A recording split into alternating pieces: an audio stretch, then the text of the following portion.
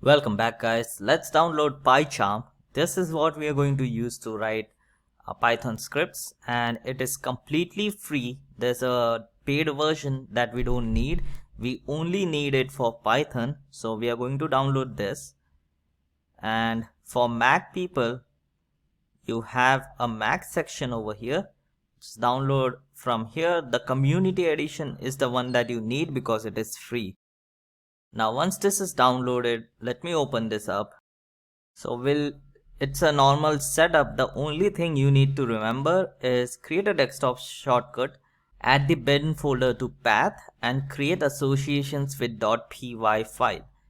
And just do next, and we'll fast forward this part. So once this is done, you don't need to reboot this. Just click on finish. And we'll go back to the desktop and let me open this up. So this is the community edition. Remember, community edition is the free one. Always download community one. I'll not import any settings. I'll keep it as fresh. And you will see the screen. Projects is what we need to do. Customize, we can change this. Let's do it to size 14 so you can see everything bigger. Plugins is additional things that you need. What I will do is install a material theme. There are a lot of themes. You can experiment with it. I like the material theme, so I'm going to download these ones. And before we start, I'll just restart this. And now I'll click on new project. Leave it as it is, virtual environment. Let's keep it as Python project. You will see Python project. I have 4 over here because I have 3 earlier ones. Create a main.py script, create, and this is going to open your Pycharm.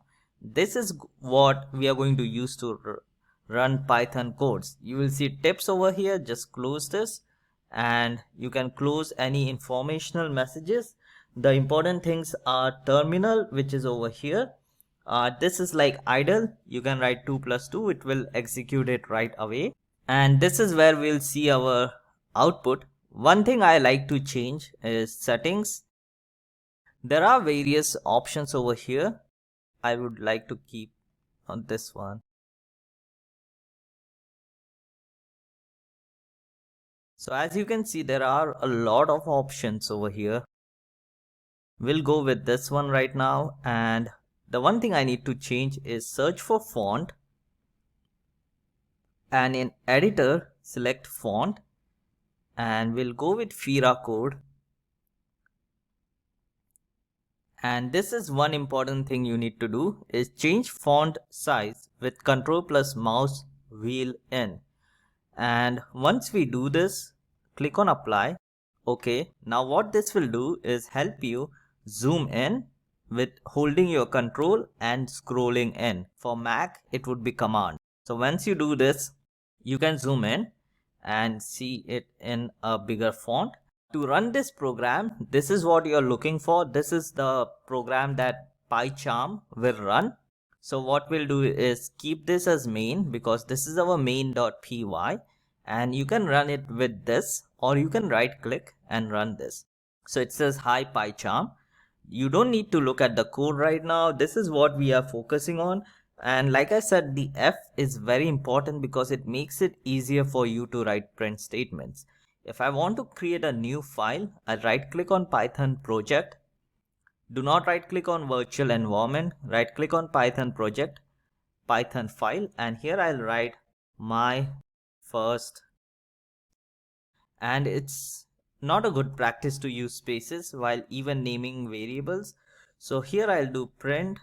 So let's do my name is equal to Vishu, and I'll print F my name is. And this is one thing I forgot to tell you guys. With Pycharm, when you do print and open bracket, it will close it for you. So that's a good thing over here, that you don't need to remember to close stuff. Pycharm will do it for you. Now we need to write strings. So we'll use the F, and you will see a lot of options over here. Now these are the inbuilt ones that we can use. You can see this one is highlighted. These are the options that are available, and we are just going to write F for now and put double quotes. So I will type a single double quote and it will fill it out for me, so I don't have to do it. So I'll write my, and here now I need to put it in curly braces because this is a variable, so it will close it for me. One thing I need you to notice is when I type M, it is pulling out the variable for me because it sees that my name is already there. So it is going to suggest that I can use this or I can use any of these, but I'm going to just hit enter, so it will autofill. Now if I run this, you will still see hi Pycharm. You're not seeing my name is Vishu. The reason behind that is it is still running the main.py. And why is it running the main.py file? It's because the main.py file is still here. So here I am not seeing my file that I just created. So what I'll do is right click and run my first script. You can hit Ctrl Shift F10 or Command Shift F10. But once I run this, you will see this change to my first script. You will see the output over here. And then if I run this now, you will see the output again. So this is one thing that you need to remember, that when you run, make sure you're running the right script. The easiest way is to right click and do this. And this is where you will see your output under the run tab. So I think that is enough for this video, guys. We saw how to set up Pycharm and run a program. In the next video, we will start writing some scripts using variables and try to print it out.